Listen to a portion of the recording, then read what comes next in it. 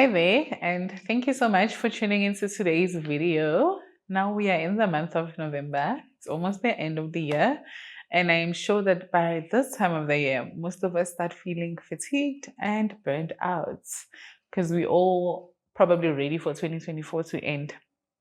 So I want to talk a little bit more today about burnout. Oftentimes we use this word when we're feeling tired and maybe when we're feeling drained. And today I want to explore it a bit more so that we have a better understanding of what burnout is.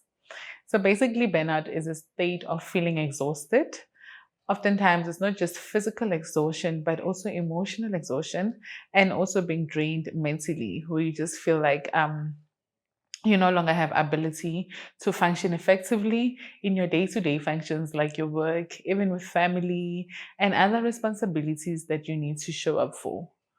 Now, burnout is caused by various things, and more often than not, it is related to work and the kind of pressure that we face and the demands that are placed on us either by our work duties or by our studies if you're a student. Now, it is also important to recognize that sometimes the reason we experience burnout is because we may also lack boundaries in our life. Where more often than not, if people want you to do things for them, or even in the workplace, if you superior is always sending you around to do things, even things that are outside of your scope of work, then you end up carrying more than what you can actually handle. And because of that, because of not speaking out, because of not being able to say no, then you find yourself fatigued and easily exhausted, even outside of things that are your normal duties. So it is important to recognize that once you reach a state of burnout, that it's time then for you to look after yourself and to intentionally seek out help to replenish yourself physically and emotionally. So, burnout is definitely characterized by multiple symptoms. Sometimes we don't think that we are burnt out, but you may be experiencing certain physical symptoms that may be an indication that you're probably burnt out. This could include physical tiredness, persistent headaches, even back pain and shoulder pain. Um, Basically, your body telling you that you need to stop and that it needs to rest. It can also be accompanied by cynicism, where you also start becoming overcritical and start to be complacent and sort of even nagging. Sometimes they can say people can start saying, "Oh, you are now nagging a lot." This can happen because you are feeling depleted and exhausted, and you're no longer able to fulfill the demands that are placed on you.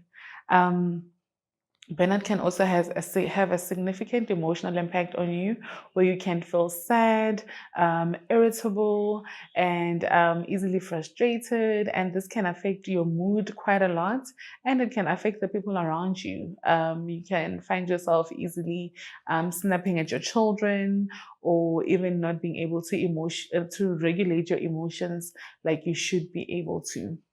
So now if you find yourself in this state, you don't need to beat yourself up about it. It only means that you're human and that you have reached the end of yourself, and now it is time to fill yourself up again. So when you feel like you have reached that, one of the first things that you can do is to take time out.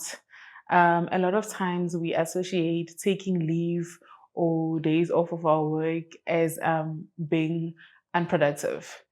And yet, sometimes you find yourself that you may be at work, but you're not even being productive because the state that you are in doesn't allow you to produce the maximum effort that you should be producing. So it should be wise that we make use of the leave days that we're allocated at work.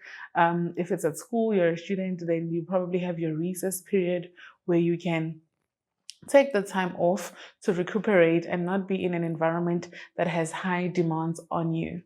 Sometimes it's not just the physical rest that we need, but you might also need to process a lot of challenges that you have been experiencing throughout the year. Maybe you're in a very difficult working environment where you don't have great relationships with your coworkers and your superiors, and there's a lot of issues and politics that you probably need to detox yourself of by either maybe speaking to a professional or seeking someone whether it's a therapist or someone that you trust, that you can talk to, that can help you navigate all of those experiences and challenges that have occurred throughout the year.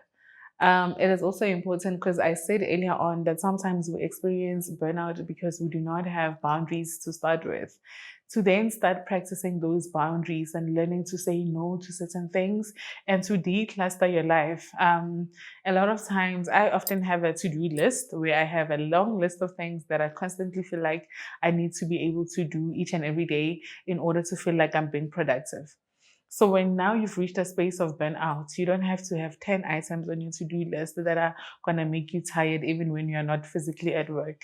So what you can do then now is to start reducing those things that those responsibilities that you have.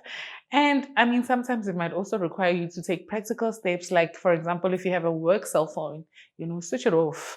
If you have a business and you work within certain hours, strictly adhere to those hours and don't do anything outside of that. Because if you even take time out, but you constantly feed yourself with work and show up for those responsibilities, then you might find that you do not find the rest that you need, and you don't get refreshed, and you just keep running on empty. It is also important that in your time of resting and trying to recover from burnout, um, to be intentional about self-care. What are you feeding your body? Because sometimes in the rush of life, we tend to eat whatever is available. We don't have time to walk. We don't experience the sunlight. We don't even get the benefits that we receive free from nature. So in this time towards the end of the year, be more intentional, take a walk, get some fresh air, because we spend so much time indoors. We spend so much time on our phones, so this can be a time where now you start to become intentional with that, to take some time out of social media, to take some time off of TikTok and TV and whatever other media that you consume, so that you cannot feel like you are missing out on anything, but just be in a space where you relax. Engaging in hobbies can also be helpful, because hobbies are often things that make us happy, that make us excited, and they can energize you positively. So maybe some of you, I know, like myself, we have books in our bookshelf that we bought a while ago and you haven't had time to read them.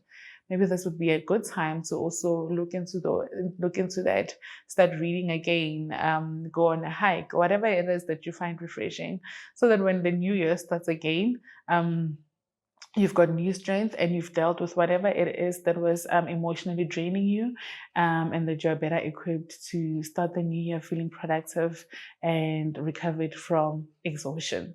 So I really wish you guys a restful time, and that you would be able to take these steps to recover and to regain your strength and energy. And if you are struggling, remember that there is no shame in seeking help. So thank you so much for watching today's video, and see you next time.